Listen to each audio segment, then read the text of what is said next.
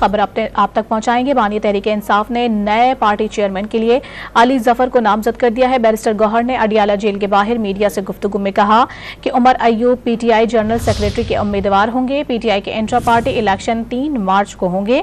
उन्होंने कहा कि पीटीआई पार्लियामेंट का हिस्सा बनकर अपना किरदार अदा करेगी, तो अपने नाज़रीन को आगाह करें। बानी तहरीक-ए-इंसाफ ने नए पार्टी चेयरमैन के लिए अली जफर को नामजद कर दिया है।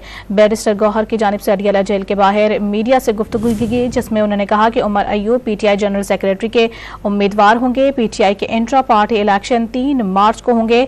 साथ ही उन्होंने कहा कि पीटीआई पार्लियामेंट का हिस्सा बनकर अपना किरदार अदा करेगी।